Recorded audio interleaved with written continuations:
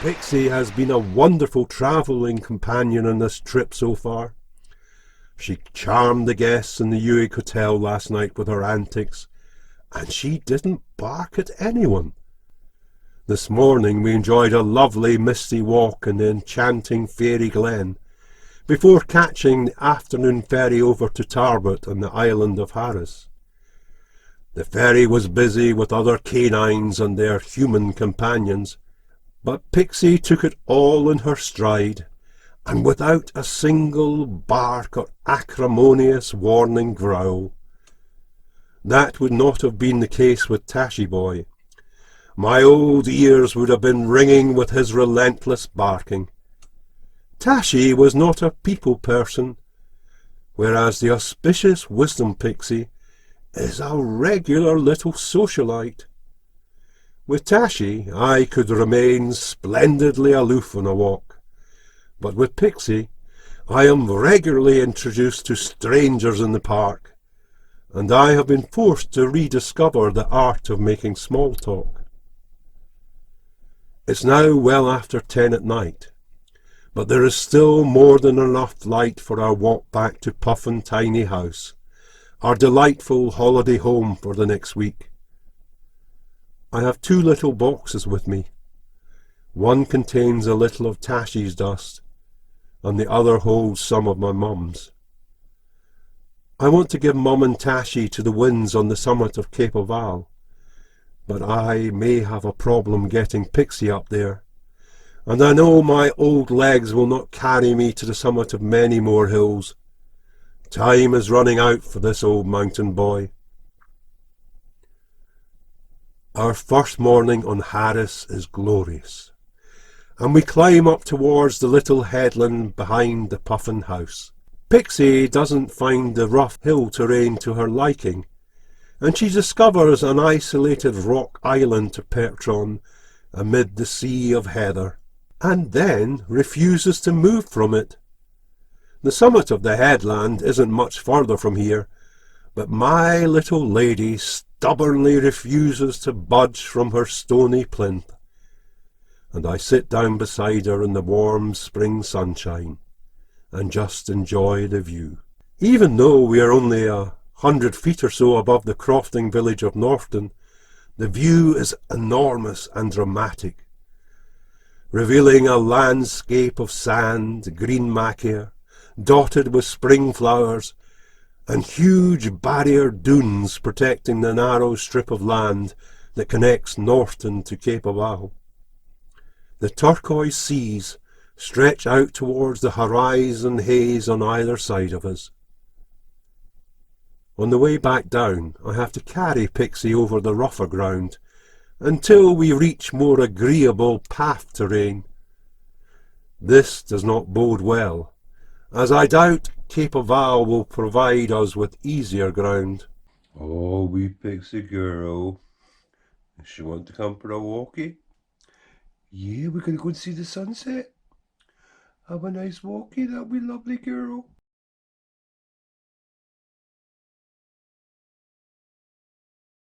Hey, there you go. A wee Westie meeting a little Tibetan. He's only a Pathfinder one. It's only 10 months old. Little Pixie's having a look about. Aren't you, Pixie? Yeah. That's right.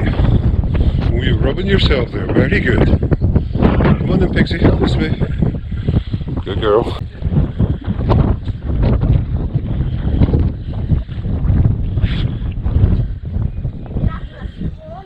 The breeze picks up as we leave Northton behind us and start out across the stretch of macaire that leads towards Ceapabhal. Pixie is on our lead, as there are sheep about with young lambs. She has absolutely no interest in them, and in her absent mind chasing them would be an unjustifiable waste of energy.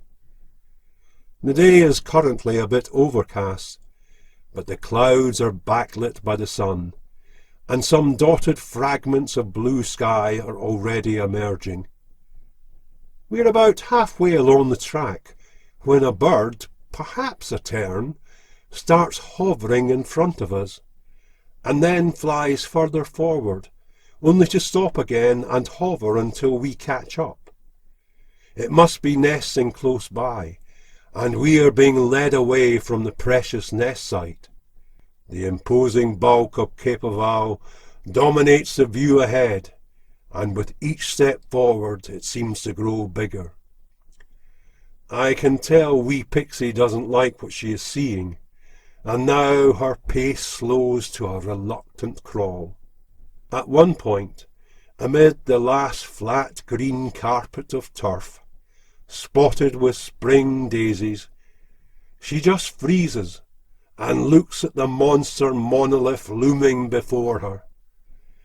I can tell she would much rather be on the beach rolling about in the sand, or wandering around the ancient stones at Callinish, having joyful chance social encounters with other doggies and their human companions.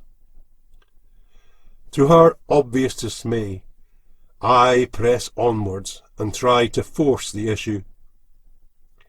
Now I can see several ways to tackle the hill, and I even spot traces of a faint path in places higher up, but mostly the ground looks rough and uncompromisingly steep. As we approach the start of the first big incline, little Pixie stops again and looks at me, pleading with those beautiful brown eyes of her, and I know we will not be climbing Ceapabhal today, unless I carry her up, which I do briefly consider.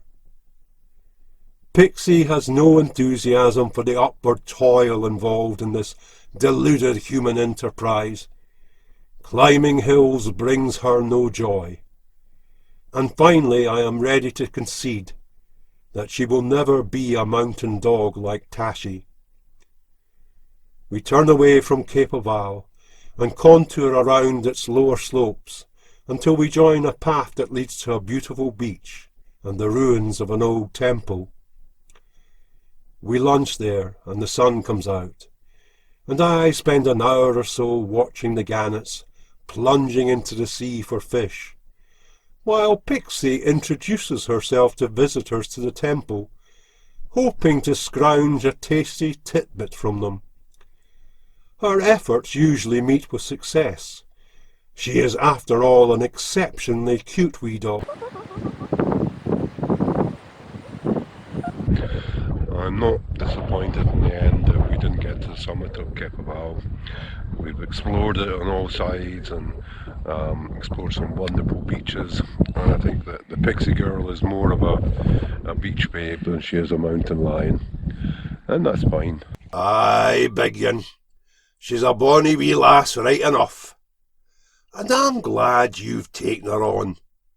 She'll not take my place in your heart, but that wee girl has brought a smile back into your life, and that's what I wanted.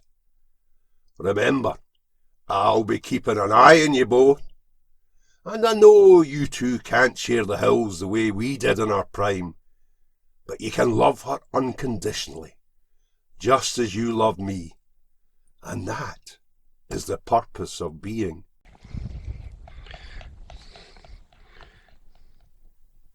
We walk back along the temple beach in warm sunshine.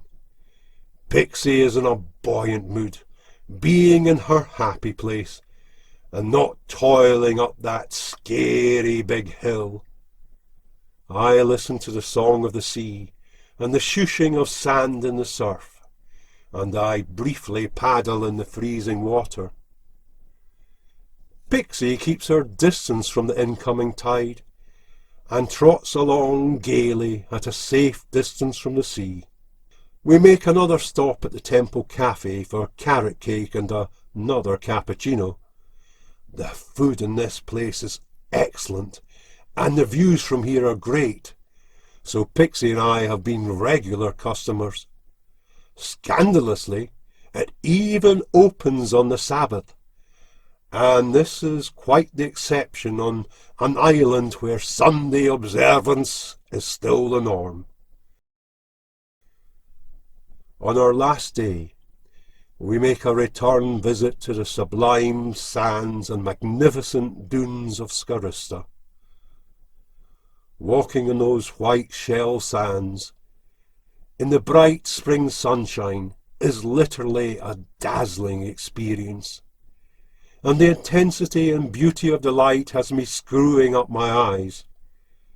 I was hoping to take a little of Tashi and Mum's dust to the summit of Ceapabhal, but Pixie has proven herself to be at best a reluctant mountaineer, and particularly after she discovered the joys of being on the beaches of Harris. Close to the incoming tide line, I make a heart shape with some shells, and then place the precious dust of my loved ones in a little hollow in the centre of it.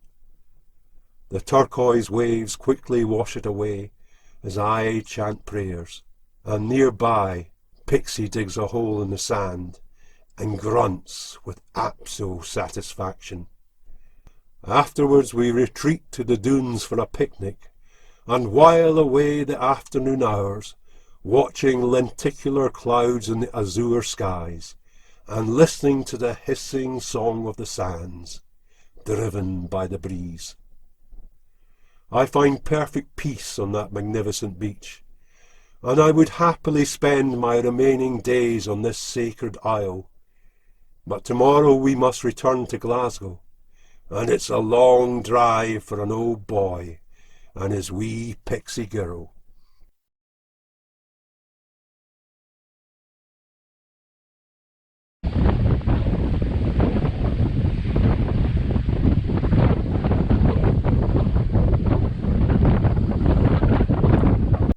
Pixie and I made 3 further visits to Harris. It became our happy place, and we generally enjoyed wonderful weather there. I failed to make a mountain girl of her, but she has turned me into a beach bagger, and we have visited all of those sublime beaches of West Harris, and walked them together numerous times. Winter is the only season we have not visited in, and I'd love to experience those wild short days, but I doubt Pixie would agree. She finds wind and rain entirely disagreeable, but like all Apsos, she loves the snow. Now little Pixie has a prodigious tail for her size, but it wags much less frequently than Tashi's, and she expresses her emotions with little warbling, whiny songs that I cannot find adequate words to describe, but you really would think that she was trying to talk. Pixie is 11 now, and spends most of her time sleeping these days, as older dogs do. I love listening to her yipping and yelping in her dreams, and she does snore like a little foghorn. Pixie is still a very vocal little dog, and sings for her supper, and barks at me for attention, particularly when she wants to show off her paw skills with those little yellow balls. She still enjoys the social side of walking, but I usually take her new buggy along on longer walks to spare her old arthritic bones, and she will stand beside her Pixie carriage when she's tired and wants to be conveyed like the Tibetan princess she is. I've grown used to talking to the many strangers she introduces me to every day in the streets and parks of Glasgow, and my small talk has improved with practice. Pixie and I came through the isolation of the global pandemic together, which was a very strange time for all of us, and without her companionship it would have been a lonely time for this old mountain boy. We are firm partners now, and have a very strong bond. She definitely regards me as her human servant, and I am happy to serve in that role. The hardest part of sharing your life with a dog is living with the knowledge that they have much shorter lives than us humans, and the seasons of life pass so much quicker for them. Pixie is sleeping next to me as I write this final chapter on a wet and windy April night, 2 days after my 64th birthday. And now she will always be alive in this moment. And that is a fitting way to end this, my twa dog's mountain tale.